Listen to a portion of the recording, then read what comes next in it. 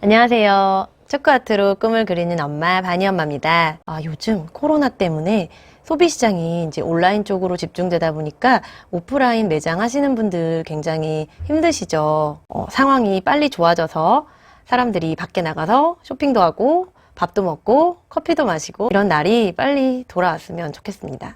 지난 영상 마지막에서 말씀드렸다시피 제가 왜 초코아트로 창업을 하게 됐는지에 대한 이유에 대해서 말씀드리려고 합니다. 초코아트를 배우기 전에 직장도 다녔지만 그 전에 그 공연 마케팅을 프리랜서로 일한 적이 있었어요. 제가 주로 했던 일은 뮤지컬이나 연극의 단체 관람객을 유치하고 기업 스폰을 제안하는 일이었어요. 제가 공연을 좋아하기도 했지만 세일즈라는 분야가 저하고 좀 잘 맞았던 것 같아요. 그래서 성과도 좋은 편이었고 내가 이 일로 나중에 회사를 한번 차려볼까 이런 계획도 잠시 가졌었는데요. 지금 그 일을 안 하고 있는 걸 보면 직업으로서 큰 확신을 갖지는 못했던 것 같아요. 내가 잘하던 그 일을 그만두고 왜 초코아트로 창업을 했을까요? 첫 번째, 하루가 멀다 하고 개업하는 카페들. 2000년대 초중반부터 급속도로 성장한 산업이 바로 이 커피 시장입니다. 한국이 현재 세계 6위의 커피 소비국이라고 해요. 즉, 대한민국 사람은 1인당 연간 350세잔의 커피를 마시고 있다고 하는데요. 1년에 거의 매일 커피를 마시고 이것이 세계 평균치의 3배라고 합니다. 말하다 보니까 이게 무슨 커피 동향을 읽는 그런 분석가 같은데요. 커피를 많이 마신다는 얘기는 즉 커피를 파는 곳도 많다는 얘기죠. 즉 카페가 많이 생겨난다는 이야기입니다. 저는 그 카페들에 관심이 갔던 겁니다. 제 직업이 카페들이 필요로 하는 메뉴판이나 입간판, 벽화 이런 걸 그리는 직업이니까요. 제가 초코아트를 시작하던 2010년쯤에도 굉장히 많은 카페들이 생겨났었는데 한 건물에 몇 개씩 있잖아요. 어떤 오피스 상권 같은 데 가보면 1층에 카페 한 두세 개 있고 2층에도 있고 3층에도 있고 이렇게 층마다 있는 건물도 많습니다. 그런데 자, 생각해 보세요. 이 카페들이 과연 다 잘 될까요? 제가 웃으면서 이런 얘기를 하면 카페 하시다가 힘드신 분들은 좀 언짢으실 수도 있습니다. 죄송합니다.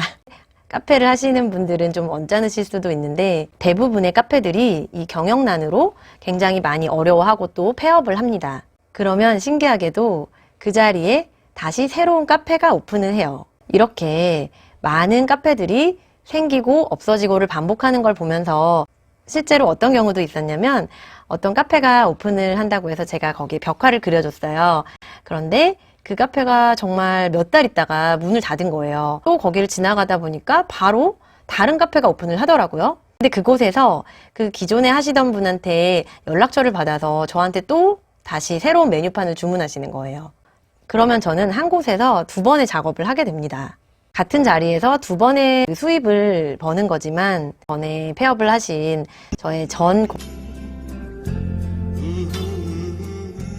그리고 아직도 모르시는 분이 많은 이 초코아트에 많은 대중들이 관심을 가지게 된 계기가 MBC에서 굉장히 화제가 됐던 드라마 커피 프린스 1호점입니다. 이때 카페를 배경으로 초코아트 세트가 출연을 해서 대중들에게 크게 알리는 계기가 되기도 했습니다.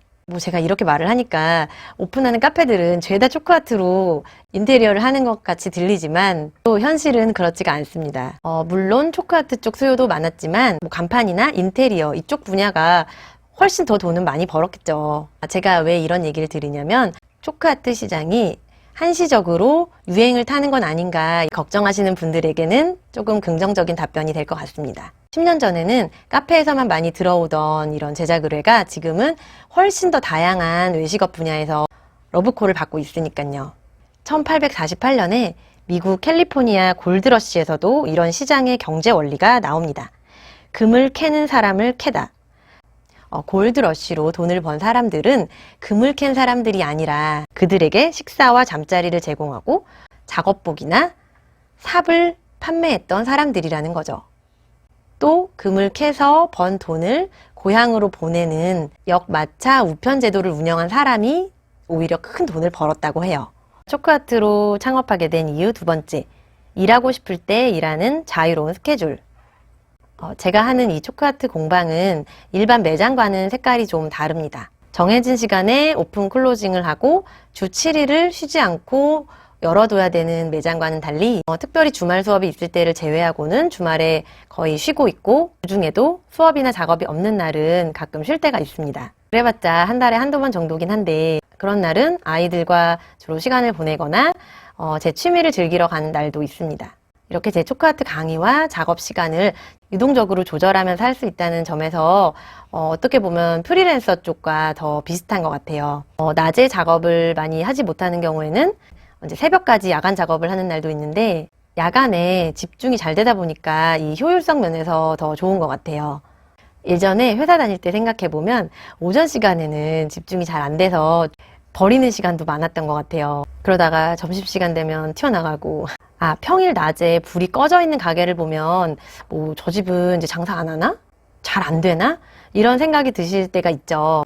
그래서 저는 제가 가끔 일을 하지 않는 평일에도 매장에 불을 켜놓고 문도 열어둡니다. 바로 옆집이 제 친구가 하고 있는 학원이거든요. 그래서 가끔 저 없을 때도 상담하러 오시는 손님들이 있으면 친구가 옆에서 상담을 해줍니다. 참 좋죠? 초크아트로 창업한 이유 세 번째, 혼자 일하니까 너무 편하다. 조직 속에서 일을 한다는 것이 굉장히 힘들고 피곤한 일입니다. 내 의견대로만 할 수도 없고, 항상 다른 사람들과 의견도 맞춰야 되고, 눈치도 봐야 되고, 특히 윗분들 눈치를 보면서 이제 맞춰야 되죠. 마음 안 맞는 동료나 선배 때문에 힘들죠. 회의 시간에 나만 새로운 아이디어 없으면 또 무능해 보이죠. 가기 싫은 회식도 가야 되고, 중요한 프로젝트 같은 거 앞두고 있으면 또 아플 땐 쉬지도 못하고, 이런 것들이 많겠지만, 이제 혼자 일하는 것의 가장 큰 장점은 내 플랜을 지금 당장 실행할 수 있다는 것입니다. 작은 공방 하나 하면서 뭐가 그렇게 프로젝트가 많냐고요? 제가 계속 만들어내기 때문에 많습니다. 찾아오는 손님만 기다리고 있는 그런 양반 같은 성격이 제가 못 되기 때문에 정말 일개미처럼 부지런히 계속 움직이면서 이것저것 다 해봅니다. 초크아트로 제안할 수 있는 모든 것은 다 해본 것 같아요. 이것도 영업 비밀이라 다 공개하기는 어렵지만, 내가 강의를 하고 싶은 곳이 있으면 제가 제안서를 써서 정말 수십 군데 이력서를 넣어보기도 하고, 지난 영상에서 말씀드렸듯이 제가 핸드메이드 마켓 이런 오프라인으로 판매도 해보고, 지역에 있는 소모임 카페들 활용해서 할 수 있는 그 수강 모집 판매, 이렇게 누구의 눈치도 허락도 어떤 결제 과정 이런 것이 필요 없이 이거다 싶은 건 바로 추진을 했던 것 같아요. 자, 여기까지 제가 왜 초크아트로 창업했는지에 대해서 세 가지로 정리해서 말씀을 드렸고요.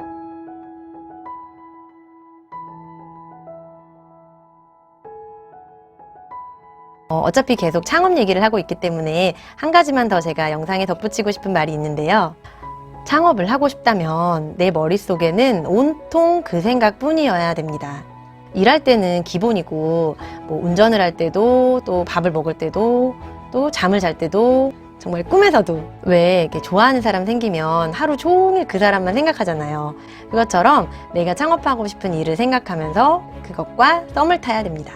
바꿔 말하면 온통 내 머릿속에 있는 그것으로 창업을 해야 된다는 말입니다. 요즘 젊은 세대일수록 적게 일하고 많이 버는 것에 대한 로망이 되게 강한 것 같아요. 물론 워라밸적인 측면에서 이게 굉장히 이상적인 라이프인 거는 맞지만, 저는 생각이 좀 다릅니다. 제가 사업을 하면서 겪는 과정들, 또 고민, 이런 것들을 하나하나 차근히 풀어가는 그 과정 자체를 즐기면서 일을 하기 때문에, 그것이 힘든 노동이 아니라 내가 시간을 들이는 것에 대해서 이게 나를 성장시키는 일련의 과정이다. 그래서 어떤 때는 그닥 돈이 되지 않는 일도 할 때도 있고, 그게 저한테 어떤 재미를 준다거나 가치가 되는 일이면 저는 이미 그 일을 하고 있더라고요. 제가 하는 일을 일로 생각하지 않고 그냥 제 삶의 일부로 생각을 했기 때문에 이렇게 제가 10년 동안 오래 버티면서 이 일을 할 수 있지 않았나 생각이 들어요. 저는 적게 일하고 많이 버는 것보다는 많이 일하고 많이 벌고 싶어요. 이번 영상은 여기까지고요. 다음 영상에서는 제가 초크아트의 역사, 히스토리를 한번 훑어보려고 합니다. 언제 어디서부터 초크아트가 생겨났고, 국내에서는 어떤 사람들이 어떻게 초크아트를 해오고 있는지, 또 해외 초크아트는 어떤 형태인지, 이런 것들에 대한 이야기입니다. 아주 자세하게는 아니더라도 초크아트에 관심 있으신 분들한테는 좋은 정보가 되실 것 같아요. 코로나 바이러스 계속해서 조심하시고 건강하세요. 안녕.